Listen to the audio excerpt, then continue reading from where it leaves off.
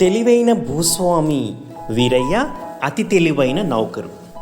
వెంకటాపురం అనే గ్రామంలో వీరయ్య అనే భూస్వామి ఉండేవాడు. అందరికంటే తానే తెలివైన వాడిని అతని నమ్మకం. తన కింద పనిచేసే నౌకర్ల మీద తెలివిని ప్రదర్శిస్తూ వారిని హేళన చేస్తుండేవాడు.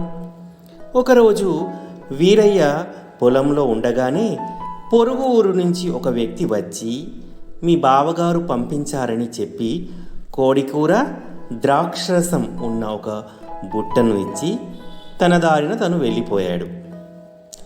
వీరయ్య అటుగా వెళ్తున్న ఒక నౌకర్ని పిలిచి, దీన్ని జాగ్రత్తగా ఇంటి దగ్గర ఇచ్చిరా, జాగ్రత్త రోయ్, మూత తీయకు, ఇందులో ఒక పిట్ట సీసాడు విషం ఉన్నాయి, పిట్ట ఎగిరిపోతే కష్టం అన్నాడు.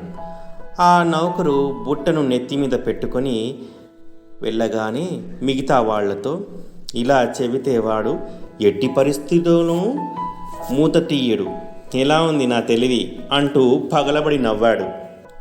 అయితే బుట్టతో బయలుదేరిన నౌకరు అంతకంటే తెలివైనవాడు. యజమాని అలా చెప్పాడంటే ఖచ్చితంగా అందులో ఇంకేదో ఉండి ఉంటుందనుకున్నాడు. దారి మధ్యలో ఓ చెట్టు దగ్గర ఆగి బుట్ట మూత తీసి చూశాడు. అందులోని కోడికూర వాసన ఘుమఘుమలాడింది. సీసాలోని ద్రాక్షరసం నోరూరించింది. అంతే, వెంటనే ఆ కూరను ద్రాక్షరసాన్ని ఖాళీ చేసేసి హాయిగా నిద్రపోయాడు. పొలంలో పని పూర్తి చేసి ఇంటికొచ్చిన వీరయ్యకు బుట్ట అందలేదని తెలిసింది. నౌకరు మీద కోపంతో అతడిని వెతుక్కుంటూ వెళ్ళాడు. తోవలో ఓ చెట్టు కింద గుర్రు పెడుతూ కనిపించాడు ఆ నౌకరు. అతని దగ్గరికి వెళ్ళి, ఒరేయ్ లే, బుట్ట ఇది అంటూ గద్దించాడు రామయ్య.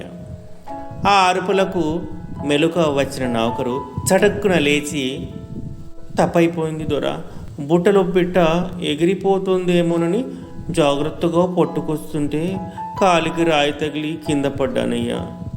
దీంతో మూత ఊడిపోయి పిట్ట ఎగిరిపోయింది. మీరు తిడతానన్న భయంతో చచ్చిపోదామని సీసాలోని విషం తాగేశానయ్యా. అయినా చావలేదు ఎందుకనో అన్నాడు వినయంగా చేతులు కట్టుకొని. తాను ఎగతాళిగా అన్న మాటలు తనకే తిప్పికొట్టిన నౌకరు తెలివితేటలకు కంగు తిన్న రామయ్య ఏమీ మాట్లాడక ఇంటి దారి పట్టాడు.